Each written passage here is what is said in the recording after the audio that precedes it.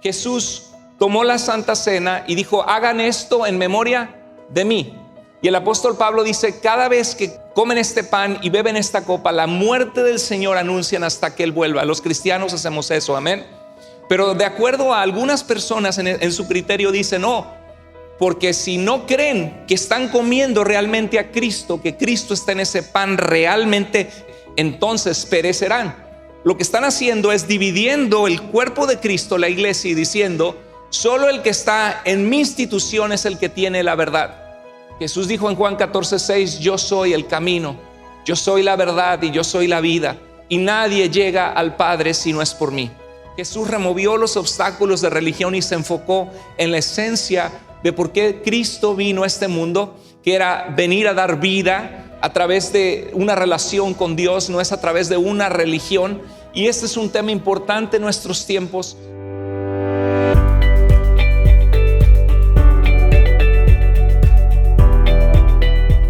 Amén. Dios les bendiga. Pueden tomar asiento, querida familia en Cristo. Es un gusto estar con ustedes una vez más, preparando nuestro corazón para lo que Dios tiene para nuestras vidas. Hoy quiero continuar la serie que comencé hace 3 semanas atrás. Hace unas semanas atrás tuvimos el privilegio de tomar la Santa Cena como iglesia en 1 Corintios capítulo 11. Ese es el nombre que el apóstol Pablo le da, la Cena del Señor. La Biblia no le llama Eucaristía, pero los judíos acostumbraban que cuando comían daban gracias. Entonces, cuando Jesús partió ese pan en la última cena, dice que habiendo dado gracias, que significa que le dieron gracias a Dios por haber dado esos alimentos. Y esa palabra dar gracias es donde viene en griego la palabra Eucaristía, que hoy es muy popular en las iglesias, en la iglesia católica romana, en las iglesias ortodoxas, en la iglesia luterana y en otras iglesias. Pero vamos a ahondar más acerca de este tema para poder clausurarlo, para poder cerrarlo, y es un tema importante para nuestras vidas. Quizá tú estás aquí y dices: pastor, yo vengo destrozado porque me siento que no soy digno de Dios, caí en pecado la semana pasada. O quizá tú vienes diciendo: tengo un problema muy grande en mi corazón, yo quisiera un mensaje de aliento. Y en nuestra iglesia tenemos ese tipo de mensajes de aliento. Pero la comida espiritual es una comida balanceada. Así como que no puedes comer solo espinacas, sino que necesitas también proteína y también necesitas carbohidratos. Y en la vida cristiana tenemos también exhortaciones. Por ejemplo, en Mateo capítulo 23, Jesucristo tiene todo un capítulo hablando de cuidarse de los religiosos de su tiempo, de diferenciar la religión de la sincera devoción a Cristo. Jesús tuvo una plática con la samaritana en Juan capítulo 4, una mujer que necesitaba mucho de Dios, y Jesús le habló de que si ella le daba agua de ese pozo, que Él podía darle a ella un agua que sacia nuestra sed, un agua de vida, que el que cree en Él, de su interior corren ríos de agua viva. Y esta mujer puso excusa de su religión porque ella era samaritana y ellos adoraban en el monte Gerizim, no en el monte donde se encontraba el templo en Jerusalén. Y puso la excusa de la religión, y Jesús le dijo: mujer, créeme que la hora viene en que se necesitan adoradores que adoren al Padre en espíritu y en verdad, porque tales adoradores el Padre busca que le adoren. Jesús removió los obstáculos de religión y se enfocó en la esencia de por qué Cristo vino a este mundo, que era venir a dar vida a través de una relación con Dios, no es a través de una religión. Y este es un tema importante en nuestros tiempos, porque la mayoría de los latinos por tradición venimos de una tradición católica romana en nuestros países. Yo he conocido personas católicas romanas que son temerosas de Dios, que les gusta estudiar las escrituras, y me encanta encontrar ese tipo de católicos porque tengo la oportunidad de compartirles lo que Cristo ha hecho e ir con las escrituras y mostrarles que se trata de una relación con Dios a través de Jesucristo. Pero hay otras personas que se apasionan con este tipo de temas. Y esta semana me escribía una persona en estos temas, porque hice un tema que se llama La Eucaristía no salva, y decía: más les vale creer que la Eucaristía es la misma carne de nuestro Señor que padeció por nosotros, de lo contrario perecerán. Fíjate que aunque esto no refleja quizá la totalidad de la doctrina católica romana oficial en el catecismo, porque en el Segundo Concilio Vaticano, ya a los cristianos se les llamó, antes se les llamaba herejes, se les llamó hermanos separados, o hermanos separados de Roma. Pero esta persona tiene el entendimiento, y así muchos de nuestros familiares quizá y amigos que son celosos de la religión. Se dice por ahí, no se habla de política, de fútbol ni de religión. ¿Lo han escuchado? Porque levanta los ánimos y las pasiones y la gente se pelea. El problema es que los cristianos somos llamados a compartir con otros quién es Jesús y lo que Él ha hecho por nosotros. Y es importante que cuando tú y yo hablamos a la gente, hablemos con amor, porque Dios les ama.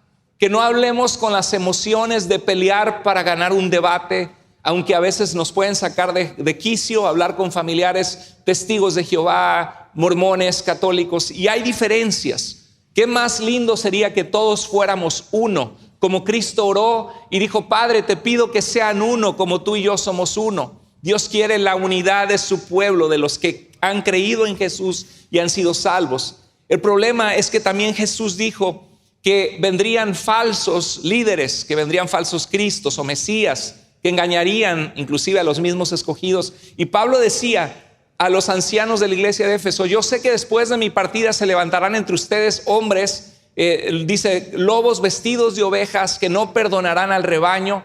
Y les dice: por eso les encomiendo a Dios y a la palabra de su gracia. Pablo no dice les encomiendo a la religión, les encomiendo a la iglesia. No dijo ni siquiera les encomiendo al apóstol Pedro, sino dijo les encomiendo a Dios y a la palabra de su gracia.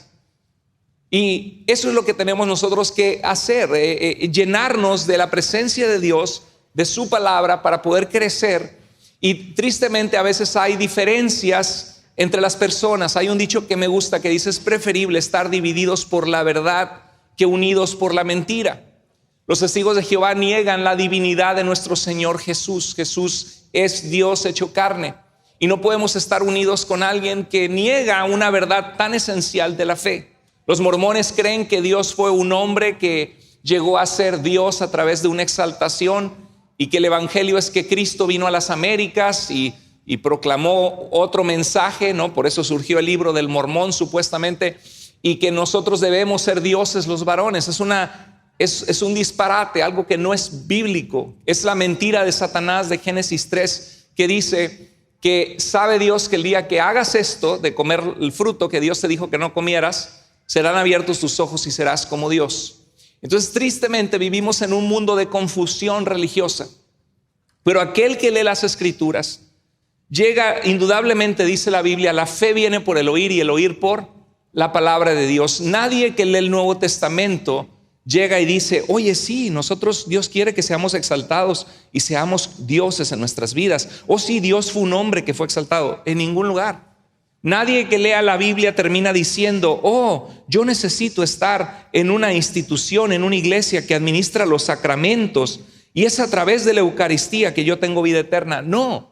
Son dogmas que se hacen a través de los años, y por eso es tan importante perseverar en las Escrituras. Esta persona católica que me escribió, decía: más les vale creer en la Eucaristía, que es la misma carne. O sea, nosotros hacemos lo que Cristo hizo. Periódicamente, y era una cena de la Pascua que era una vez al año, Jesús tomó la Santa Cena y dijo: hagan esto en memoria de mí. Y el apóstol Pablo dice: cada vez que toman este pan, comen este pan y beben esta copa, la muerte del Señor anuncian hasta que Él vuelva. Los cristianos hacemos eso, amén. Pero de acuerdo a algunas personas en su criterio dicen: no, porque si no creen que están comiendo realmente a Cristo, que Cristo está en ese pan realmente, físicamente, ni siquiera espiritualmente, entonces perecerán. Lo que están haciendo es dividiendo el cuerpo de Cristo, la iglesia, y diciendo: solo el que está en mi institución es el que tiene la verdad. Jesús dijo en Juan 14:6: yo soy el camino, yo soy la verdad y yo soy la vida, y nadie llega al Padre si no es por mí.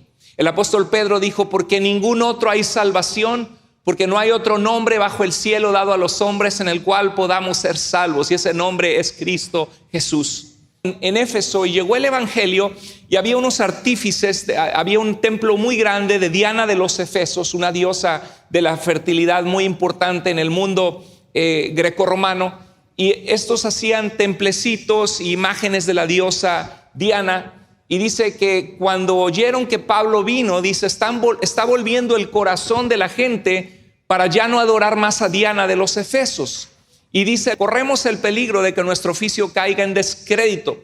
Y ese es el problema cuando hay pleitos de religión, que cada quien se aferra a su religión y no quiere que su religión caiga en descrédito, porque es como reconocer, me engañaron, me dijeron algo que no era cierto y yo de tonto que me la creí por tantos años. Nadie quiere creer eso. Tenemos como seres humanos algo que se llama el prejuicio de confirmación, que vemos las evidencias de lo que creemos y quitamos las evidencias de lo que desechamos, las evidencias de lo que no creemos. Mientras estemos en este mundo, somos seres humanos imperfectos que vemos parcialmente, dice el apóstol Pablo, ahora vemos oscuramente como por un espejo que no nos reflejamos bien para ver la realidad. Dice, pero entonces veré cara a cara. Nuestro conocimiento es incompleto, es imperfecto, y por eso hay preguntas de la filosofía que cuestionan a Dios, que cuestionan la Biblia, que cuestionan las creencias religiosas. Como cristianos nosotros tenemos una esperanza que hemos encontrado en Jesús, que Él cambió nuestras vidas. Creemos que la Biblia es inspirada por Dios, creemos que Jesús existió, que hay evidencia histórica de su existencia, que Él cumplió profecías cientos de años antes de que Él viniera, que estaban escritas en los profetas. Creemos que Jesús resucitó, que Pablo, que perseguía a la iglesia, se convirtió en cristiano, que los que no creían se convirtieron porque vieron la evidencia de la resurrección de Cristo. Dice en 1 Corintios que más de 500 personas le vieron vivo a Jesús. Creemos que Jesús partió la historia, que estamos en el año 2000 y tantos después de Cristo. Sabemos que Jesús es real, pero en este tema, los temas religiosos levantan pasiones, y en Hechos dice, corremos el peligro de que caiga en descrédito nuestra religión y que el templo de la gran diosa Diana se considere sin valor y que ella, quien adora toda Asia y el mundo entero, sea despojada de su grandeza. Y entonces en el verso 28 dice que se llenaron de enojo, de ira, y eso es lo que pasa a veces cuando hablamos de religión, ¿verdad? Hay gente que se enoja y dice, no, pero es que tú eres un protestante, pero es que tú y tu secta, pero es que tú y tu pastorcito que vas a dejarle los diezmos. Y la gente piensa eso. No, en nuestra iglesia no hacemos eso, pero hay gente que sí, que hay grupos falsos o falsos líderes que hacen eso, y cuando hay un falso líder se pone como el ejemplo de todo. Pero dice, se llenaron de ira y comenzaron a gritar, grande es Diana de los Efesos. Me acuerdo cuando Esteban estaba siendo apedreado y Esteban les proclamó que se arrepintieran y volvieran a Dios, y la gente se tapó los oídos, agarró piedras y empezó a apedrear a Esteban, y lo hacían en el nombre de Dios. Qué feo cuando hay pleitos por religión, pero es la realidad. Vamos a hablar del elefante en el cuarto, como dicen en inglés, ¿no? Es la realidad. Pasan estas cosas con nuestra familia, con nuestros amigos. ¿Quién no ha tenido una discusión por religión? Que te han dicho de que te lavaron el cerebro, tu iglesia, o tú no crees esto, tú no crees aquello. Pero estamos aquí porque amamos a Dios, porque Dios ha transformado nuestras vidas, y esta es una parte de la vida cristiana. La Biblia sí dice que debemos hablar de estos temas. Pablo le dice a los corintios, temo que como la serpiente con su astucia engañó a Eva, su discernimiento se ha desviado de la sincera fidelidad a Cristo. Jesús en la carta de Apocalipsis le escribe a la iglesia de Éfeso y le dice, veo tu paciencia, tu perseverancia que has sufrido por mi nombre, dice, y que has probado a los que se dicen ser apóstoles y no lo son, y los has hallado mentirosos. Jesús no dice, todo se trata de amor, iglesia de Éfeso, solamente cree en amor, ama a la gente, y no te preocupes porque haya gente que se dice ser apóstol, aunque no lo sean, aunque sean mentirosos, tú déjalos, cada quien con lo suyo. Jesús no dice eso, le dice, me agrada en mi corazón, y eso lo dice Cristo, que tienes celo por la verdad, porque has probado que algunos dicen venir de parte de Dios y no lo son. Y Jesús aplaude eso. No se trata ni estar en un extremo donde no nos importa, porque debe importarnos. Es como si alguien hablara mal de alguien que amas y tú dices, oye, pero ¿por qué dices eso? Yo conozco a esta persona o a mi hermano en la familia, él no es así lo que tú estás diciendo. Uno se siente indignado cuando alguien dice una mentira y algo que no es cierto. Y por cierto, claro que la persona que está engañada puede sentir eso y en realidad le están diciendo la verdad, ¿no? Es cosa de sentarse, ver las escrituras, dialogar, ver. Pero tenemos que tener pasión. Y por el otro lado está el extremo de la gente que dice, oh, todo es pelear, a ver a quién me echo, quién cree diferente a mí para ver, voy a tener un debate. Y se olvidan que el propósito de todo es que de tal manera amó Dios al mundo que dio a Jesús para que todo el que cree en Él no se pierda, sino que tenga vida eterna. Dice la Biblia en 1 Pedro 3:15, iglesia, estén siempre preparados para presentar defensa con mansedumbre y respeto de la esperanza que hay en ustedes. No es pelear. Procura no pelear, procura no insultar. Cuando tengas un debate con alguien, aún en las redes sociales, no le pongas jejejeje, jajajaja, porque eso es bien burlón, ¿sí? Solamente utiliza, mira, no, esto no es así por esto y esto, y Dios te ama, ¿sí? Y habla a la gente con respeto. Dice aquí que se llenaron de ira, comenzaron a gritar, grande es Diana de los Efesios, gritando como por 2 horas. ¿Amaban a Diana de los Efesios? Claro que sí. ¿Era Diana de los Efesios de verdad una hacedora de milagros poderosa, una diosa en el mundo grecorromano? No, era un invento de la imaginación de los hombres. Y a veces hay gente que cuando hablas así se apasiona. Y decía Romanos 10:2, Pablo, hablando de los judíos religiosos, dice, tienen celo de Dios. Me consta, yo era uno de ellos, yo perseguía a los cristianos. Dice, pero no tienen celo conforme a ¿qué? Un pleno conocimiento. Y recuerdo a Aquila y Priscila que escucharon a un hombre que venía de Alejandría hablar con denuedo las escrituras. Y sabían que les faltaba un poco y lo llamaron aparte y dice, le explicaron con mayor exactitud el camino de Dios. Iglesia, que seamos un pueblo de Dios que ama a Dios, que comparte su palabra, que crecemos. Esto es de crecer, así como cuando aprendes un idioma no sabes cómo decir las cosas, ¿no? Do you speak English? No, como que me pica la ingle, dice una persona. Decía la India María, que me pica la ingle. Así decía la India María, ¿se acuerda? Porque no sabía que speak English era hablar inglés, ¿sí? Cuando vemos un nuevo idioma todo nos suena raro, no sabemos de qué es. Y cuando crecemos, aprendemos, ya distingo las palabras, ya entiendo. Entonces que nos equipemos en la palabra para que crezcamos, para compartirle a otros y explicarle con mayor exactitud el camino de Dios, la verdad de Cristo. Los protestantes, dicen algunos católicos romanos, son una secta. No tienen Eucaristía. Y Jesús dijo, esto es mi carne, y ellos no creen eso. Si no crees en el Papa y si no estás sujeto a Él, lo que haces en memoria de Cristo no funciona y tu pastorcito no tiene sucesión apostólica, dirían algunos. ¿Ha escuchado esto? Esto es lo que se cree en el catolicismo romano. Algunos de ellos piensan esto y te lo dicen en tu cara. No, es que tu cena del Señor no es válida. Entonces tenemos que responder a ese tipo de cuestionamientos. Mire, es muy importante en la Iglesia Católica el papado. Ya he explicado en otras ocasiones, Jesús dijo en Mateo 16:18, tú eres Pedro y sobre esta piedra edificaré mi iglesia. Utilizó una palabra diferente, dijo tú eres Pedro y sobre esta roca. Y cuando vamos a primera de Pedro 2:4-7, Pedro mismo dice que Cristo es esa piedra angular y que nosotros todos los cristianos somos como piedras edificados sobre ese fundamento que es Cristo para construir un edificio que es santo. Pedro ahí nunca dice, por cierto, yo soy la roca sobre la cual se edifica la iglesia, sino dice Cristo es la piedra angular y todos ustedes son piedras. Dice, Pedro mismo lo dice. Y en ese mismo pasaje, Pedro es reprendido porque quiere persuadir a Jesús de no ir a la cruz y Jesús le dice, quítate de delante de mí, Satanás, porque no pones tu vista en las cosas de Dios, sino en la de los hombres. Y le dice, todo lo que atares en la tierra será atado. Era un lenguaje de permitir o de prohibir en la dirección de la iglesia. Pero ese mismo lenguaje lo utiliza Jesús en el capítulo 18, 2 capítulos después, y le dice a todos los discípulos que lo que ataren será atado, porque ellos eran enviados, comisionados por Cristo para proclamar el evangelio y para que hubiera una iglesia que proclamaba a Cristo, que se comportaba con santidad. Y eso era todo. Le dijo, a ti te daré las llaves del reino de los cielos. ¿Qué significa eso? ¿Para qué sirven las llaves, iglesia?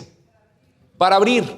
Y cuando uno va a los evangelios ve constantemente de que nos habla de entrar en el reino de los cielos, que es más difícil que un rico entre en el reino de los cielos. Y las parábolas de Jesús tienen que ver con invitar a las personas para que entren en el reino de los cielos. Pedro predica en Hechos capítulo 2 y dice: arrepiéntanse, bautícense en Jesucristo y recibirán la presencia de Dios en sus vidas, la salvación. Y Pedro predica y 3,000 se convierten al Señor, ponen su fe en Cristo y son bautizados. ¿Qué hizo Pedro? Abrió el reino de los cielos para que 3,000 personas entraran. Y eso era el lenguaje de Jesús cuando dijo: a quienes perdonen sus pecados serán perdonados, a quienes retengan serán retenidos. El contexto de lo que se está diciendo no tiene nada que ver con un sacramento de la confesión donde solamente un sacerdote de la Iglesia Católica tiene el poder para mediar el perdón de pecados por Dios, porque eso no es bíblico. No hay un solo ejemplo en la Biblia. Cuando Pedro confrontó a Simón el mago en Hechos 8, que quería comprar el don de Dios por dinero, le dijo: tu dinero perezca contigo. Le dijo: arrepiéntete y clama a Dios, pide perdón a Dios. Pedro no le dijo: si te arrepientes yo te voy a perdonar, porque me fue dada la autoridad. Nunca se ve ese tipo Por eso es importante conocer las Escrituras. Entonces dice: si no crees en el Papa y no estás sujeto a él, lo que haces en memoria de Cristo no funciona. Miren, el papado es una situación política donde el emperador de Roma se movió a Constantinopla, en donde hoy es Turquía, y quedó un hueco político en Roma. Y cuando el cristianismo se hizo la religión imperial, el obispo de Roma llegó a tener mucho poder político y autoridad. El primero de ellos que ejerció ese poder fue León I, y fue utilizado para salvar a Roma de la invasión de los bárbaros en el año 440 después de Cristo. Y empezó a ver la historia de que Pedro y Pablo fueron martirizados en Roma, y la ciudad más importante del occidente era Roma, pero en el oriente estaba Constantinopla, Antioquía, Jerusalén y Alejandría. Había varios. Y a los 5 obispos de esas grandes ciudades la gente de cariño les decía papas, porque papas significa padre espiritual, porque eran los encargados de organizar la iglesia en esas ciudades imperiales, cuando ya el cristianismo era una religión imperial. Y todo el este cayó a las manos del Islam, solamente el occidente quedó en pie, y fue por eso que una de las razones principales que el obispo de Roma tiene esa autoridad, que hubo sucesión de obispos, 265 obispos desde Pedro supuestamente, pero la Biblia no dice que Pedro fue obispo en Roma, solamente sabemos históricamente que murió en Roma. Entonces dicen: si no crees en el Papa, no estás sujeto a él, aunque lo hagas en memoria de Cristo, no vale. Mira la vida de algunos papas, por ejemplo, y eso es real, no le están aventando tierra, es la verdad. Hubo un papa, por cierto, de 12 años de edad en el siglo XI, porque se volvió una posición de poder entre las familias políticas romanas. El Papa Juan XII, en el siglo X, venía de una poderosa familia romana y se convirtió en papa en su adolescencia. Le dio tierras de la iglesia a un amante que tenía, asesinó a varias personas históricamente y fue asesinado por un hombre que lo sorprendió en la cama con su esposa. Esto es real, y fue papa por varios años. Luego, por ejemplo, el Papa Alejandro VI, que se llamaba Borgia, Rodrigo Borgia, en el siglo XV y XVI, este papa mandó a matar a cardenales rivales para reclamar sus propiedades para quedárselas él. Era mujeriego, engendró varios hijos, 7 por lo menos, con sus amantes, los favoreció con honores, títulos y tierras. Según la Iglesia Católica Romana, estos hombres son representantes vicarios de Cristo, que sostienen la iglesia del Señor Jesucristo, que tienen las llaves del reino, las llaves de David. Supuestamente mezclan unos pasajes ahí que no tienen relación bíblica, y tienen la autoridad de Cristo, y ellos supuestamente por imposición de manos pasan una sucesión apostólica. Entonces, cuando uno ve la vida de estos papas, uno puede preguntarse: ¿representaban estos asesinos inmorales a Cristo? ¿Usted qué cree? ¿Representaban a Cristo? ¿Era su Eucaristía válida cuando ellos consagraban el pan y decían hoc est corpus meo, esto es mi cuerpo en latín? Entonces en ese momento hay una transformación de los elementos, y aunque el pan se vea como pan, ya no es más pan, sino es el cuerpo de Cristo. Y Jesús dijo, el que come mi carne y bebe mi sangre tiene vida eterna, y es la manera de recibir la vida eterna porque Rodrigo Borgia levantó el pan para ser consagrado. Tenían las llaves del reino de los cielos, tenían sucesión apostólica. ¿Qué pasa si ellos se apartaron? Eran hombres corruptos, familias romanas, o en este caso de España, buscando el reino, el poder, la autoridad en este mundo. Y en ese momento ya tenían la sucesión de Cristo, venían de Cristo y les impusieron manos. Y como ellos son los regentes de toda esta región, todos los sacerdotes de esa región automáticamente ya tienen sucesión apostólica y el poder de Cristo, que es pasada por la imposición de manos. Espérate, ¿dónde está esto en la Biblia, no? O sea, los judíos imponían manos para bendecir, para encargar delante de Dios, manos sobre los enfermos. Inclusive en el día de Yom Kippur ponían manos sobre el carnero que era dejado ir al desierto y el que era sacrificado. Era una costumbre judía. Y Pablo le dice a Timoteo, no olvides el don de Dios que está en ti, que te fue dado mediante la imposición de manos de los ancianos. No dice de los apóstoles, de los ancianos, de su comunidad de fe. Y era una manera común, pero nunca vemos en las escrituras que dice que llegó Jesús, impuso manos sobre ellos, y esas manos debían ser impuestas sobre otros y sobre otros y sobre otros. Mire, salió esta semana pasada, vi esta noticia que decía Baltimore Catholic clergy abuse hundreds of children and teens. Hay una investigación que duró más de un año, con una página, alrededor de 500 hojas de investigación, donde el clero y los sacerdotes de la diócesis de Baltimore en Estados Unidos abusaron a muchísimos niños a través de varias décadas. 156 miembros del clero, sacerdotes, que abusaron a más de 600 niños que ahora ya son adultos y han sido traspasados por ese dolor. Algunos han perdido la fe en Dios, han sido defraudados. Qué triste. Cuando una iglesia que debe servir al Señor y amar a la gente y sanar corazones heridos y darse como Cristo se dio por la gente, termina teniendo hombres falsos que abusan de la gente. Y dice que alrededor de 600 niños, 156 miembros del clero, hubo encubrimiento de parte de la jerarquía eclesiástica. O sea, se enteraron de los abusos y en vez de quitar a ese sacerdote y exponerlo, lo mandaron a otra parroquia. Y cállense, no digan nada. Eso es terrible, terrible, terrible. Porque quiero mantener mi imagen como iglesia. Y eso ha pasado también en algunas mega iglesias. Que Dios nos guarde de eso. Si tú sirves en Iglesia Vida por voluntario, por amor, y tú llegas a tocar a un niño de alguien en la iglesia, lo siento con todo el corazón. No nos importa que nuestra iglesia, su reputación se vaya a los suelos y todo el mundo sepa que alguien aquí hizo algo. Pero vamos a tener que dar parte a la policía. Te mandaremos allá en penitenciaría que te visite un psicólogo. Oraremos que Dios te restaure, pero más oraremos por la familia de la víctima. Estaremos con la víctima. ¿Por qué? Porque no se trata de que no se enteren. ¿Por qué? Porque se trata de Cristo. Se trata de cuidar la vida de la gente. Como dice en primera de Pedro, el apóstol Pedro, en el capítulo 5, que cuidemos de la grey de Dios, las ovejas de Dios. Y que lo hagamos no por ganancia deshonesta, sino de verdad con una sincera amor y cuidado por la iglesia. Entonces, cuando tú ves a estos sacerdotes de la diócesis de Baltimore, ellos dicen, tu pastor no puede consagrar la Eucaristía porque no tiene sucesión apostólica. Pero mi sacerdote pederasta de Baltimore sí puede hacerlo, porque él viene de Cristo, está sujeto al Papa. El Papa es la cabeza que Cristo dejó. Y entonces no importa que con sus manos abusara a muchos niños, con esas mismas manos toma el pan y tiene el poder de Cristo para consagrar el pan y que el pan se vuelva Cristo, para que la gente lo reciba y la gente a través de ese sacramento reciba a Cristo en sus vidas. ¿Usted puede creer eso? ¿Están conmigo?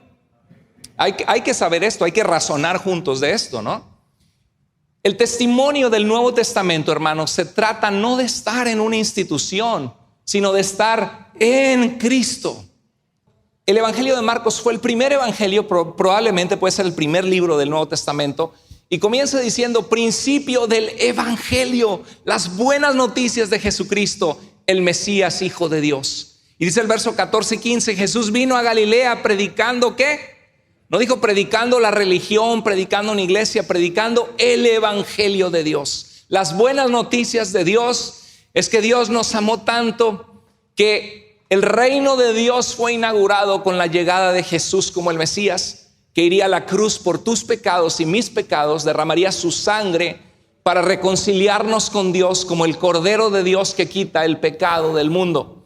Y decía Jesús, el tiempo se ha cumplido y el reino de Dios se ha acercado. ¿Y cuál es el llamado de la iglesia de Cristo? Arrepiéntanse y crean en el evangelio. Reconoce que has pecado contra Dios, que el mensaje de la iglesia no solo es que Dios te saca de tus aflicciones, porque Dios es bueno y lo hace.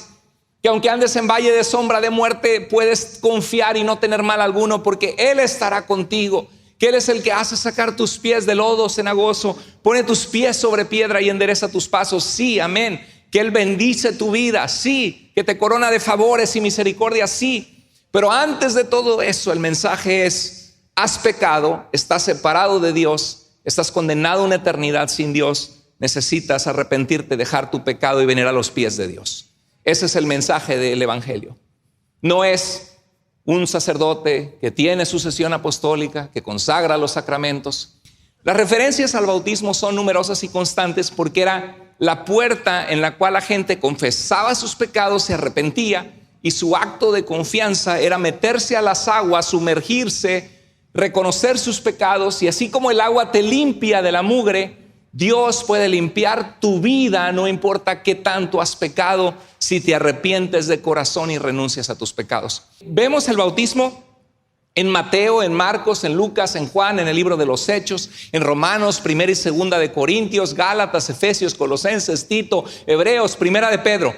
Lleno de referencias del bautismo, del bautismo, del bautismo, del bautismo. ¿Por qué?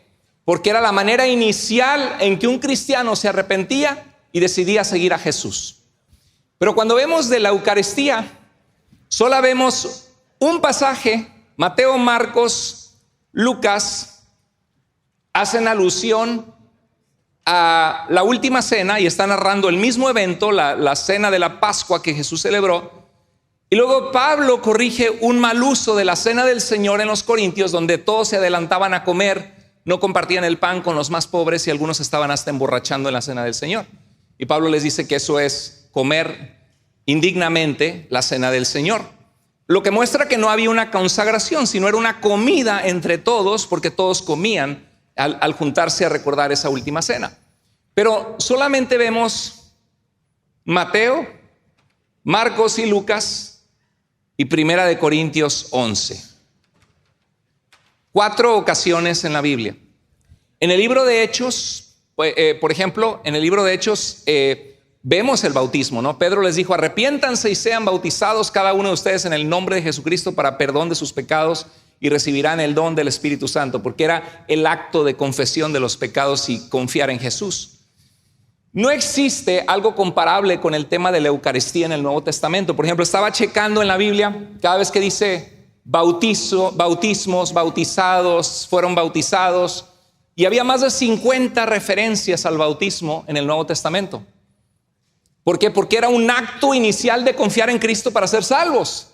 Pero cuando ves la Eucaristía, si lo que la Iglesia Católica Romana dice es verdad, malinterpretando Juan, ya lo vimos, ¿verdad? Juan 6, 54 al 56, el que come mi carne y bebe mi sangre tiene vida eterna. Ya vimos que no es un tema eucarístico, que Jesús no estaba solo con sus discípulos, sino estaba siendo cuestionado por gente incrédula. Y le dijeron: a ver, si tú eres el Mesías, el profeta que habrá de venir, pues a ver, Moisés mandó pan del cielo, ¿qué nos vas a dar tú? Y dijo: yo soy el pan del cielo. Así como Moisés, Dios a través de Moisés en Hechos 16 mandó el maná del cielo para alimentarles, a quien el Padre enviado ahora es a mí. Y yo vine a sacrificar mi vida. El que come mi carne y bebe mi sangre tiene vida eterna. Y en el mismo pasaje aclara constantes referencias a creer, a venir a Él, a creer, a venir a Él, mostrando que comer era una referencia al maná de lo cual se estaba hablando, y que era recibir el alimento que el Padre había enviado, que era la vida de Jesús. Juan 6 no tiene nada que ver con una institución de la última cena. La última cena sería hasta Juan capítulo 13. Esto era Juan capítulo 6. Por ejemplo, en Gálatas 3:27 dice Pablo, porque todos los que fueron bautizados en Cristo, que han confiado en Jesús y han sido parte de la iglesia al proclamar su fe públicamente en el bautismo, que dice, de Cristo se han revestido. Si la Eucaristía que proclama la Iglesia Católica fuera esto, aquí Pablo diría, todos los que fueron bautizados y los que participan en la Eucaristía reciben a Cristo. Pero hay una ausencia de 21 libros del Nuevo Testamento que nunca mencionan la Eucaristía. Si la Eucaristía fuera la manera de tener vida eterna, Pedro se lo hubieran pasado diciéndole a la gente, hey, y no se les olvide tomar la Eucaristía, porque solamente así tienen vida eterna, porque solamente así recibirán a Cristo. ¿Están conmigo? ¿Están entendiendo lo que estoy compartiendo? Sí, hay una ausencia. Hechos 2:42 dice, se mantenían firmes, ¿en qué cosa? En la enseñanza de los apóstoles, porque la enseñanza de los apóstoles era el evangelio, las buenas noticias de la vida, de la muerte y resurrección de Jesús por nuestros pecados. ¿Para qué? Para darnos ¿qué? Vida eterna. Entonces, el énfasis del Nuevo Testamento no es la sucesión apostólica. O sea, ¿cómo sabes tú que el párroco, el sacerdote de tu iglesia tiene sucesión apostólica? No, pues es que está dentro de la única iglesia que Cristo dejó. Espérate. ¿Y tú cómo sabes? Puedes seguir la línea por 2000 años. ¿Y qué si fue ordenado a través de uno de estos papas sinvergüenzas que ni amaban a Cristo ni tenían a Cristo? ¿No es acaso que ahí ya se rompió la sucesión apostólica? Porque no venían realmente de Cristo. O sea, hay una lógica que no encaja con el mensaje del Nuevo Testamento, porque el mensaje del Nuevo Testamento no es que tenga sucesión apostólica, sino que crean en el evangelio y que estén firmes en las enseñanzas de los apóstoles que tienen que ver. Aquí están las enseñanzas de los apóstoles. ¿Cómo cree que se escribieron los 27 libros del Nuevo Testamento? Aquí está la verdad. Tu palabra es verdad, dice la Biblia. La suma de tu palabra es verdad. Jesús en Juan 17 dice, Padre, santifícalos en tu palabra, en tu verdad. Tu palabra es verdad. No existe ningún pasaje en el Nuevo Testamento que diga que debe haber de existir sucesión apostólica para tener validez el mensaje o la efectividad de las cosas que Jesús mandó. Pensaba en este ejemplo y se los voy a compartir. ¿Cuántos de ustedes saben quién es Tomás Alva Edison? ¿Se acuerdan? ¿Quién es Tomás Alva Edison? ¿Qué inventó? ¿Qué? La electricidad, la bombilla eléctrica, ¿verdad? La luz eléctrica. Bueno, imagínense Tomás Alva Edison. Imagínense que para que una bombilla eléctrica sirva y para que la electricidad se produzca, tiene que haber una sucesión de imposición de manos desde Tomás Alva Edison. Tomás Alva Edison le puso las manos a los ingenieros electricistas que trabajaron con él y tiene que haber una continua sucesión. Sería algo ridículo pensar en esto, ¿no? Porque no importa si Tomás Alva Edison te impuso manos o no. Si no sigues sus principios, no vas a tener electricidad. Y si Tomás Alva Edison no te impuso las manos, pero sigue sus enseñanzas, tendrás electricidad. Así de sencillo. El mensaje de Cristo, el mensaje de la salvación no es un monopolio de una religión, de una denominación o de una iglesia. Es un mensaje de que de tal manera amó Dios al mundo que dio a Jesús en la cruz del Calvario para que todo aquel que se arrepiente de sus pecados vea a Cristo, viene a Él y le sigue conforme a las enseñanzas apostólicas de aquellos que estuvieron con Jesús en estos 27 libros del Nuevo Testamento. Esa persona, al creer en Jesús, tenga vida eterna. Ese es el mensaje, esa es la esencia. En Hechos 17:11, ahí es donde es tan importante. Lucas, al escribir Hechos, dice que los judíos que estaban en la sinagoga de Berea eran de más noble corazón que los que estaban en Tesalónica, pues recibieron la palabra con toda disposición, escudriñando diariamente las escrituras para ver si estas cosas eran así. A ver, Pablo, tú dices que Jesús es el Mesías, ¿verdad? ¿Por qué llegas a esa conclusión? Bueno, mira lo que dice Isaías capítulo 53. Narra exactamente lo que Jesucristo hizo llevando los pecados del pueblo. Juan el Bautista, que fue un gran profeta entre nosotros, que el pueblo creyó en él, que confrontó a Herodes por su pecado, dijo: aquí tienen el Cordero de Dios que quita el pecado del mundo. Jesús cumplió estas profecías. Ve lo que dice el Salmo capítulo 22. Traspasaron mis manos y mis pies y sobre mi ropa echaron suertes. Yo creía que el cristianismo era falso, pero un día tuve un encuentro con una luz que me tiró al piso, doblegó mi orgullo, mi vida, y me dijo: yo soy Jesús a quien tú persigues. Y Pablo escudriñaba en las Escrituras. ¿Y cuál era la fuente de creencia de saber cuál era la verdad? Las Escrituras. Los cristianos, a partir de la Reforma Protestante en el siglo XVI, un grupo de sacerdotes y de gente dentro de la iglesia dijo: tenemos que purificar la iglesia porque están vendiendo las indulgencias, el perdón de pecados por dinero, que supuestamente cuando tú le echas dinero, un alma sale del purgatorio, tu familia que murió está en el purgatorio sufriendo. Necesitamos recolectar dinero y el dinero es la forma de obtener estas indulgencias de parte de Dios. Y Martín Lutero y otros dijeron: no, esto no es así, no es bíblico. Y una de las cosas que los reformadores dijeron es las Escrituras. Tenemos el testimonio más importante, que son las Escrituras. Pero la Iglesia Católica Romana no solo tiene las Escrituras, tiene la santa tradición y el magisterio de la Iglesia. Significa que sus maestros son los únicos autorizados para interpretar la Biblia en todo el cristianismo. ¿Quieres estar en la verdad de Cristo? Cómprate un catecismo, sigue todos los cánones de la Iglesia Católica, porque el magisterio de la Iglesia es infalible, ¿sí? Y el Papa, cuando habla desde su silla de autoridad de maestro de la Iglesia, no falla porque es guiado por el Espíritu Santo. Todos los otros comentarios de hombres de Dios que estudiaron 40 años los libros de la Biblia, que conocen el hebreo, el arameo, el griego, que son estudiosos, que tienen su PhD en Antiguo Testamento, Nuevo Testamento, que conocen la Biblia como al revés y al derecho como la palma de sus manos, que pasaron múltiples horas desvelados escuchando las Escrituras, leyéndolas en sus idiomas originales, viendo las alusiones, cómo funcionan las Escrituras. Todo lo que ellos digan es basura, porque ellos no tienen sucesión apostólica y no están en la verdadera iglesia que Cristo dejó. Solo nuestro magisterio puede interpretar las Escrituras, ¿sí? Eso es lo que dice la Iglesia Católica Romana. El problema con la tradición es lo que ha sido transmitido. No estamos en desacuerdo con la tradición, siempre y cuando la tradición venga ¿de quién? De Cristo. Pero si Pedro era casado y fue el primer papa, porque Jesús sanó a su suegra, tenía esposa.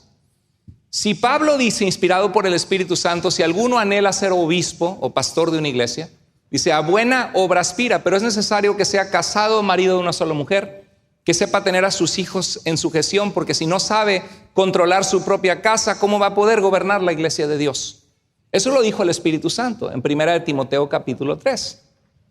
Pero llega Gregorio VII, un papa en el siglo XI, en el año 1074, y dice: todos los que sirven a Dios dejen a su familia, sus tierras y todo ya va a ser propiedad de la iglesia, porque solamente deben vivir para la iglesia, y de ahora en adelante imponemos en ustedes el celibato como forma de vida. Y desde entonces tienes un montón, estás hablando que sucedió 1035 años después de Jesucristo que a alguien se le ocurrió hacerlo.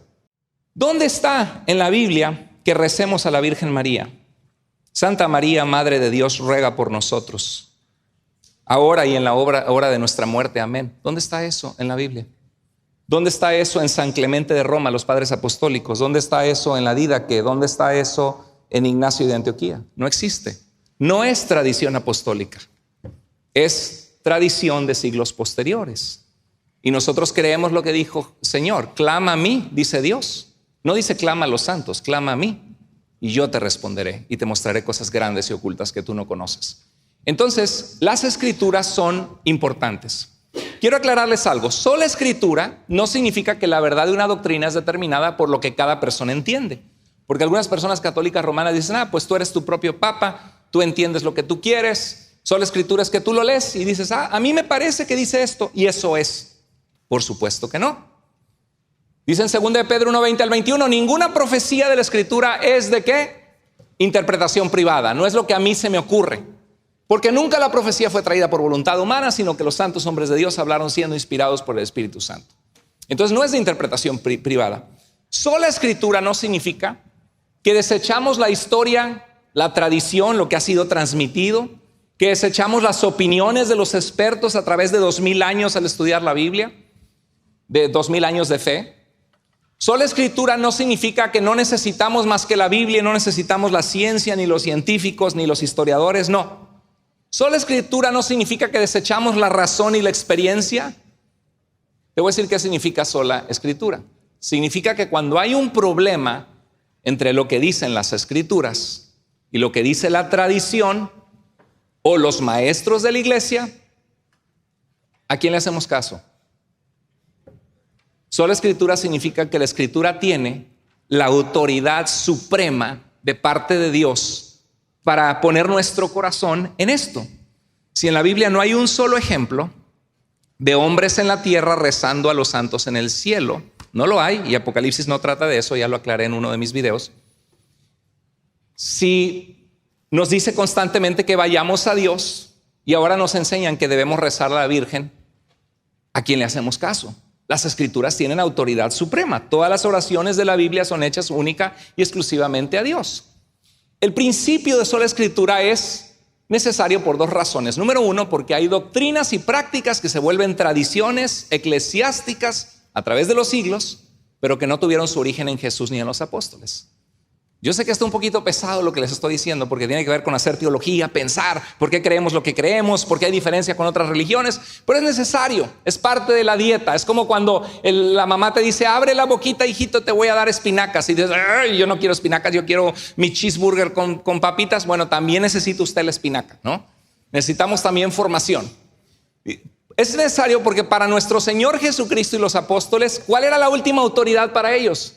Las escrituras. Cuando Jesús fue confrontado por Satanás por el diablo en el desierto, ¿qué dijo? Escrito está, Satanás, no solo de pan vivirá el hombre, sino de toda palabra que sale de la boca de Dios. ¿A quién apelaba Jesús?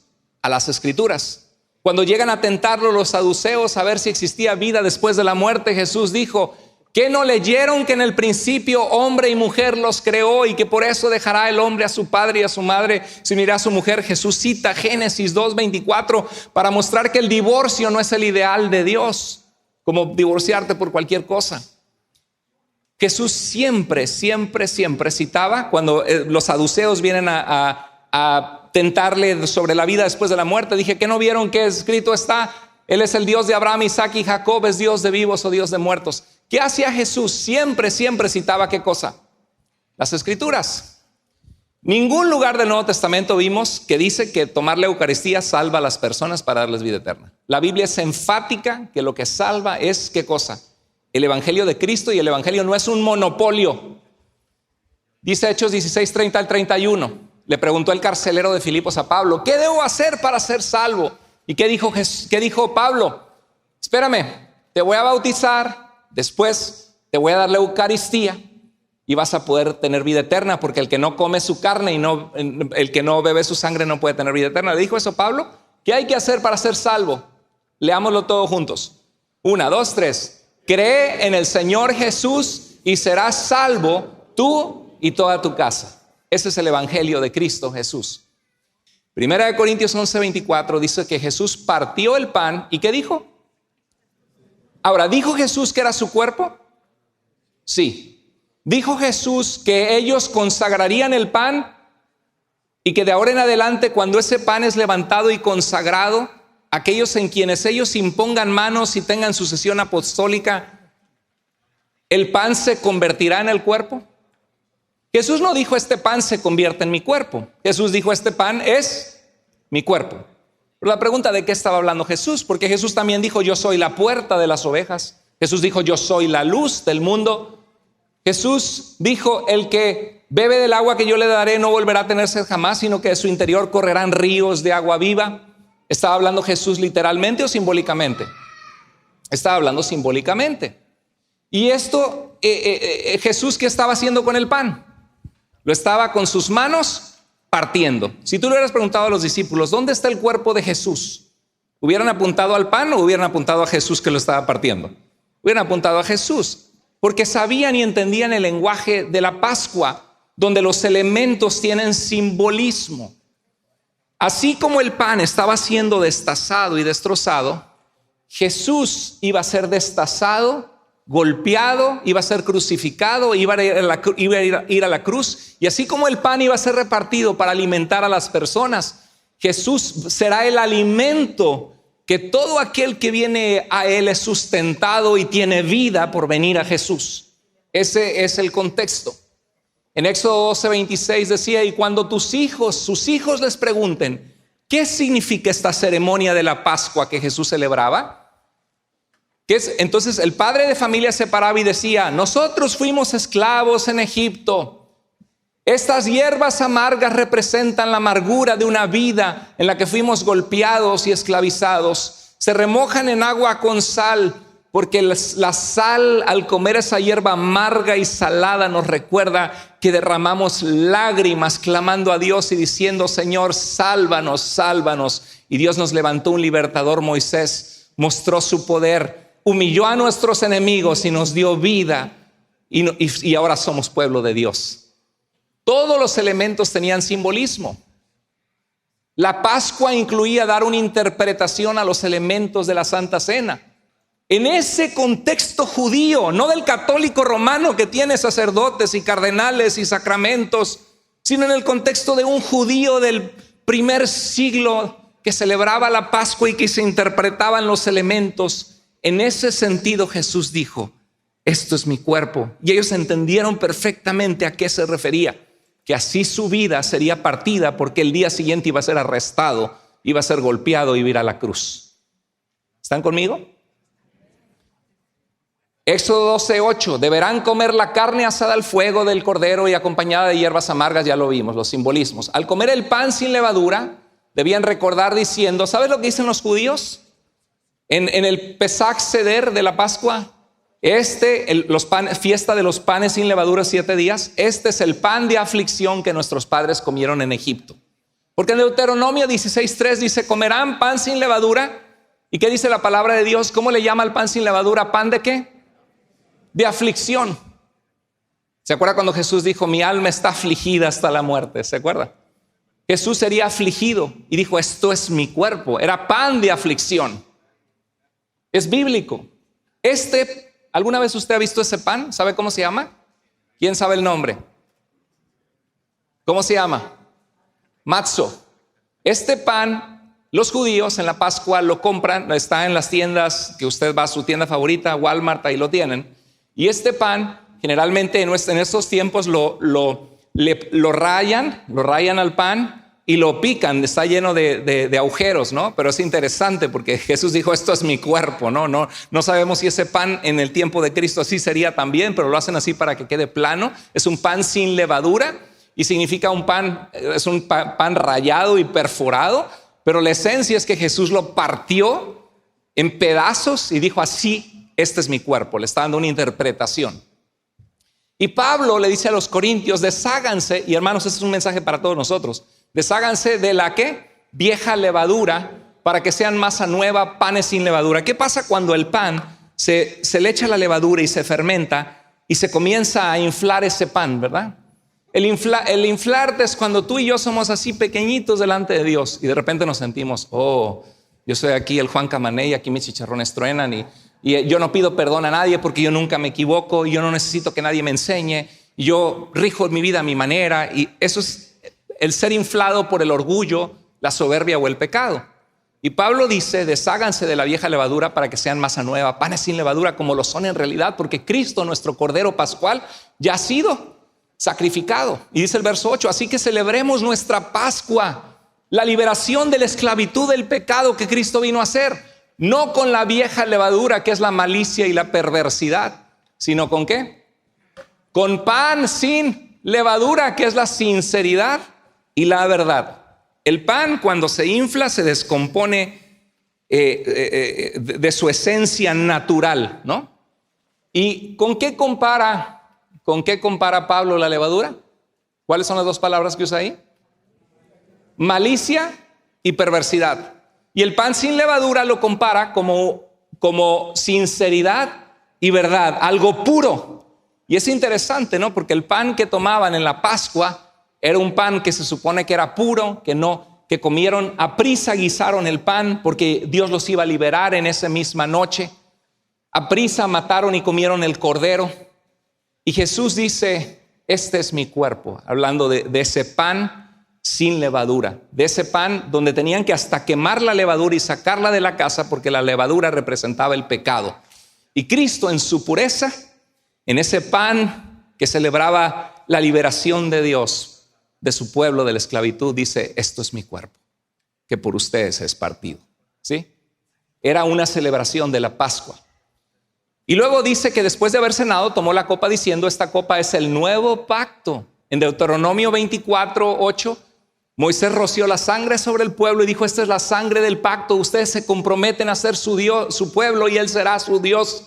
Pero ahora Jesús dice: este es el nuevo pacto en mi sangre, que es derramada por ustedes.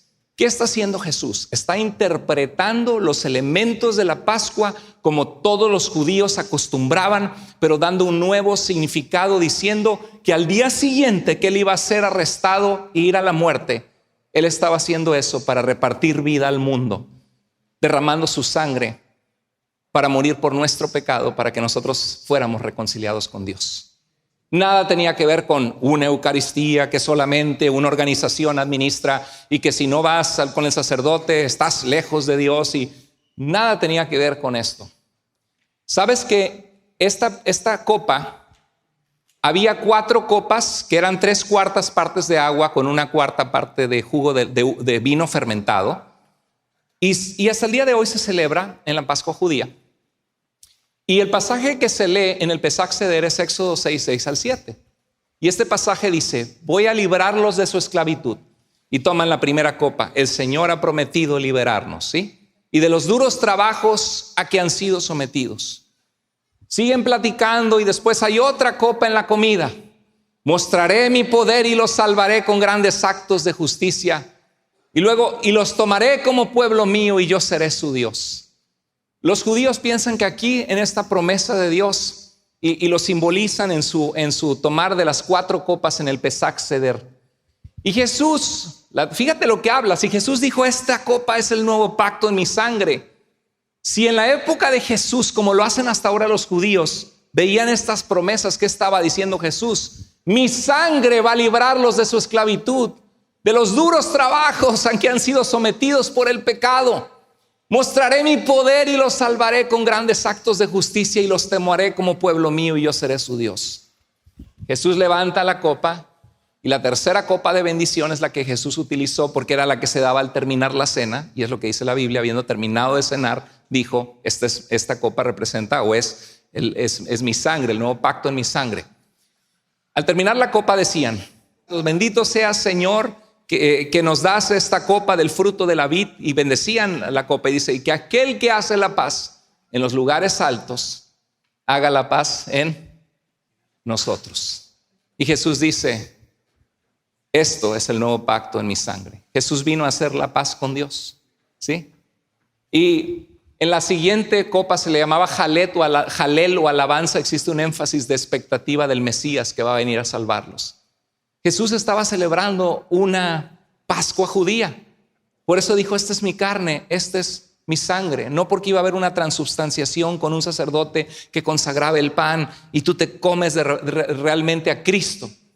Si la Eucaristía fuera el medio de recibir a Cristo en nosotros y de recibir vida eterna, si fuera un sacrificio y transubstanciación, Jesús, el apóstol Pablo, Juan o Pedro lo hubieran especificado. Cuando en primera de Juan dice que no discernimos el cuerpo, algunas versiones dicen el cuerpo del Señor, pero en griego no dice del Señor, solo dice soma, el cuerpo, porque algunos se adelantaban a comer y se emborrachaban y decían que no discernían que la iglesia era el cuerpo de Cristo y que estaban tomando algo santo, que era conmemorar el sacrificio de Jesús que les unía a todos como iglesia, como un cuerpo. Les digo esto porque algunos se van a ese pasaje y dicen: aquí dice que no disciernes el cuerpo, ¿tú no crees que el pan es realmente el cuerpo de Cristo? No está hablando de eso, Corintios. Es complejo, ¿no? Hay que hacer teología, hay que ver los contextos, ver lo que dicen los idiomas. Cuando Jesús convirtió el agua en vino en Juan 2, hizo un milagro para una boda en las bodas de Caná. Déjame te pregunto, cuando los invitados tomaron el vino, ¿era agua solamente o era vino de verdad? Era vino de verdad, ¿verdad? El agua dejó de ser vino y químicamente hubo una transformación milagrosa donde el vino que sirvieron en la boda Era vino real. Se veía como vino, cambió su color, olía a vino y sabía a vino.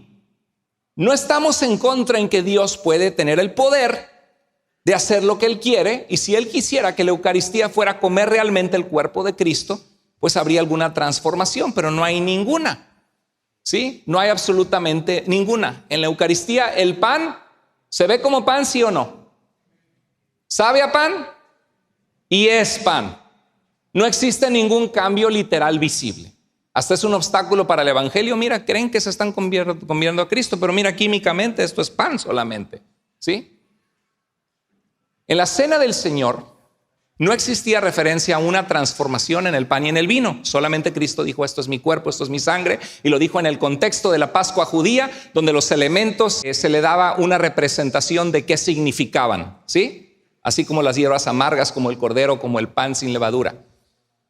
No hay referencia a un sacerdote que consagra efectuando un cambio en los elementos. Cuando vamos a la Biblia solo se mencionan obispos, pastores en la iglesia de Cristo en el Nuevo Testamento.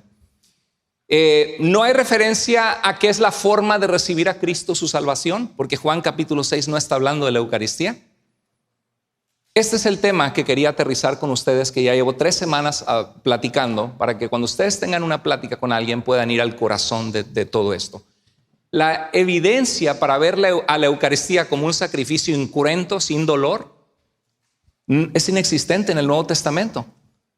Esto es lo que vemos, que era una cena real, un tiempo de comida de toda la iglesia en memoria de Cristo. Por eso dice en 1 Corintios 11 que algunos se adelantaban a comer y no esperaban a los más pobres. Era un tiempo de comida de toda la iglesia en memoria de Cristo. Proclamaba la muerte del Señor hasta que Cristo regrese. Es lo que hacemos en la Santa Cena. No existe ningún requisito de un oficiante especial que consagra nada. No había ninguna consagración, solo dar gracias. Solo dar gracias, de donde viene la palabra Eucaristía, que significa acción de gracias. En la cena del Señor el énfasis es dar un nuevo significado a la Pascua judía, recordando lo que Jesús hizo al entregarse para salvarnos. Eso es todo lo que tenemos que saber acerca de la Santa Cena. ¿Qué hacemos con esta información? Es mucha información, fue un tiempo de enseñanza. Gracias por estar aquí, por su paciencia. ¿Para cuántos de ustedes fue de bendición el aprender esto o de hacerles reflexionar? Gloria a Dios. Porque va a haber debates con la familia, que van a llegar y te van a decir: allá tu pastorcito y tu secta, y ellos no tienen sucesión apostólica. Entonces el Nuevo Testamento no habla de sucesión apostólica, habla de permanecer en las enseñanzas de los apóstoles. Jesús dijo, hay 3 cosas que Cristo dijo. Vayan y hagan, ¿qué dijo? Discípulos de todas las naciones. No dijo vayan y hagan católicos, no dijo vayan y hagan bautistas, vayan y hagan pentecosteses, vayan y hagan discípulos. ¿De qué se trata la vida cristiana? De ser un discípulo ¿de quién? De nuestro Señor Jesucristo. Jesús dijo 3 cosas. Dijo: en esto conocerán todos que son mis discípulos. 1, dijo: si ustedes permanecen en mis palabras, en mis enseñanzas, serán verdaderamente mis discípulos y conocerán la verdad, y la verdad los hará libres. ¿Cuáles son las enseñanzas de Jesús? Vengan a mí los que están trabajados y cargados. Bienaventurados los pacificadores, porque ellos serán llamados hijos de Dios. Velad y orad, porque a la verdad el espíritu está dispuesto, pero la carne es débil. Cuando oren así, oren refiriéndose a Dios como su Padre. Pidan a Dios que su reino venga a sus vidas. Esas son las enseñanzas de Cristo. Dijo: vayan y hagan discípulos si ustedes permanecen en mis enseñanzas. Es amar a Dios, al Padre, caminar de la mano de Cristo, ser salvos en Él. Dijo otra cosa Jesús: ámense los unos a los otros, porque en esto sabrán todos que son mis discípulos.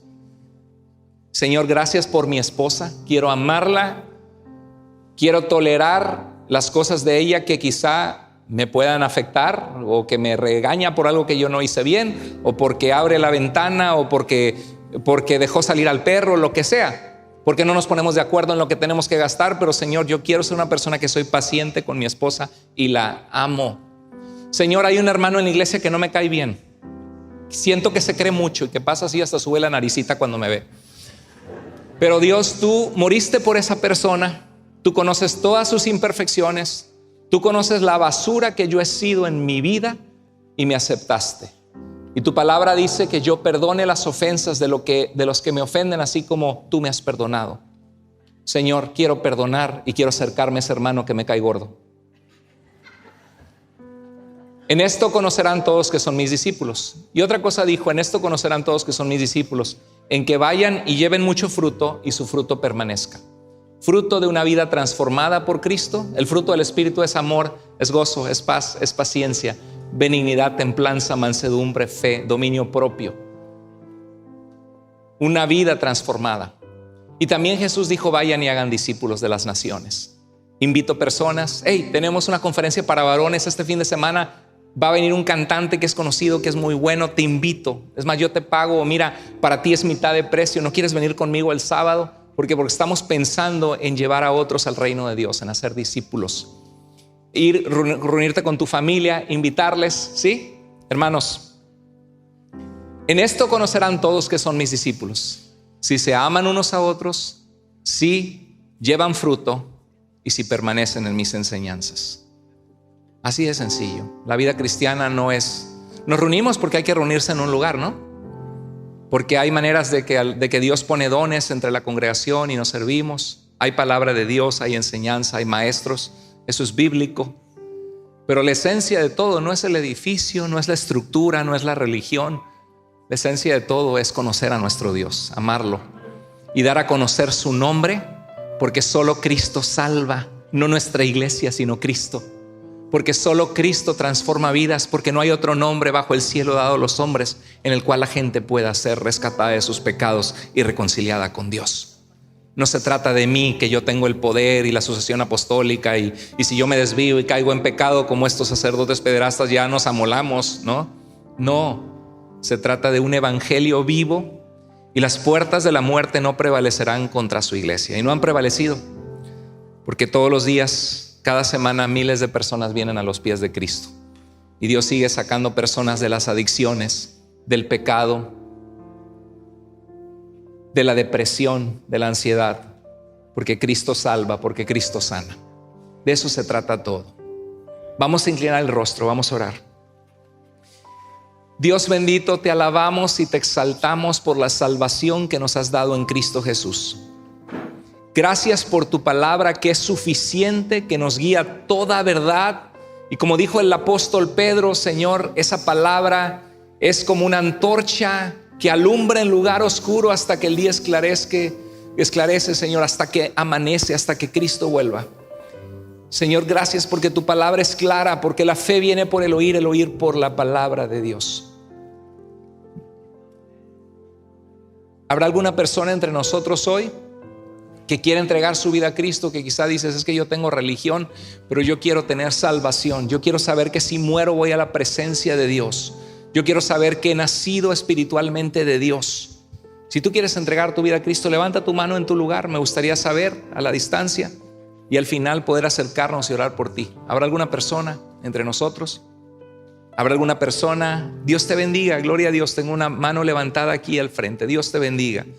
¿Habrá alguna persona a la distancia que nos vea allá en las redes sociales? Tú puedes doblar tus rodillas en tu lugar y clamar a Dios y decirle, Señor, yo quiero tener una relación con el Dios vivo y verdadero y no una religión jerarquizada a través de sacramentos, sino quiero acercarme a ti a través de Cristo. Tú puedes entregarle tu vida al Señor si clamas a Él.